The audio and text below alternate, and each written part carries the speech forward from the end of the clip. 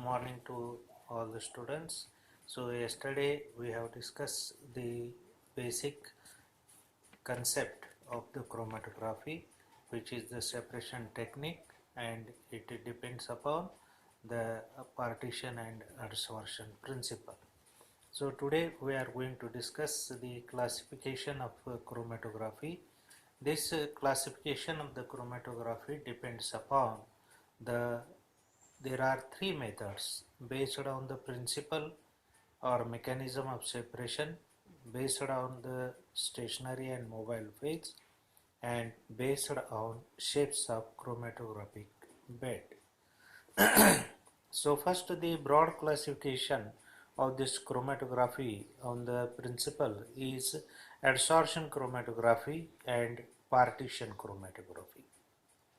The second classification, which is based on the phases, is the solid phase chromatography, that is solid liquid chromatography, solid gas chromatography, and depends upon the shapes of chromatographic bed, the planar chromatography and column chromatography. The planar chromatography includes paper and thin layer chromatography, and the column chromatography includes the packed column chromatography and open tubular column chromatography. The adsorption chromatography, when it contains the solid as stationary phase and mobile phase is gas, then it is called solid gas chromatography or simply gas chromatography. And when the mobile phase is liquid, it is called as liquid chromatography or solid liquid chromatography. The examples are the column chromatography and thin layer chromatography. In the partition chromatography,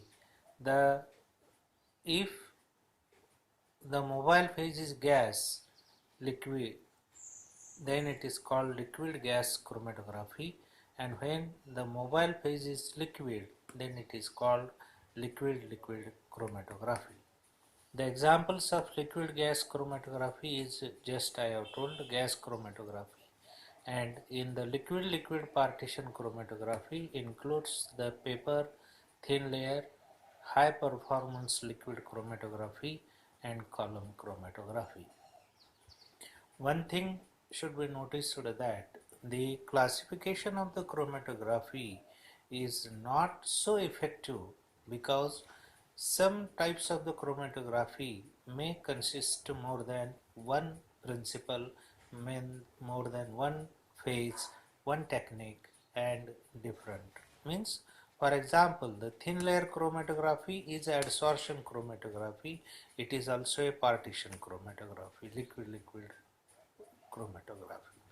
Means the separation is not so satisfied. It is for broadly classified, and it is not so actual classification of the chromatography.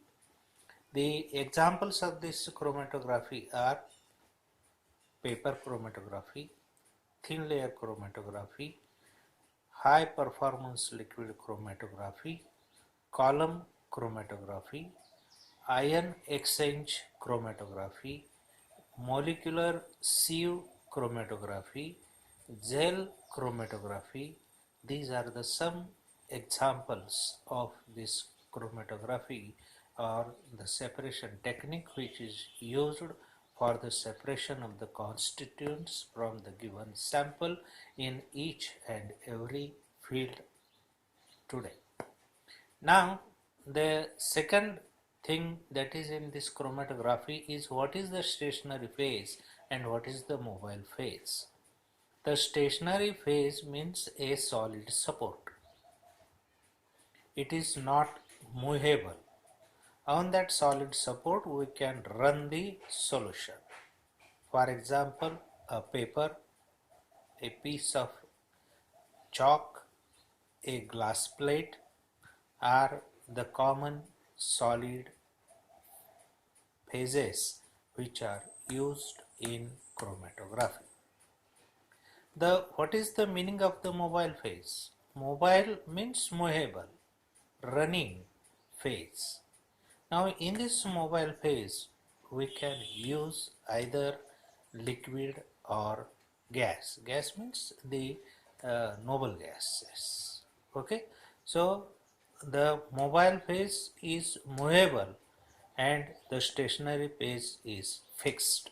Therefore, when you write the name of the chromatography, you write first the solid stationary phase and then mobile phase. Solid liquid, solid gas, liquid liquid, liquid gas means the second name will comes to that of the mobile phase, and the analysis is done on the RF value which is given yesterday, the formula, the distance traveled by the solute divided by the distance traveled by the solvent.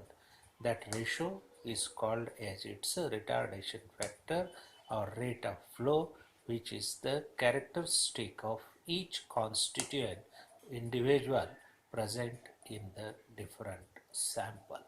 Okay, so tomorrow we are going to learn the paper chromatography. Thank you.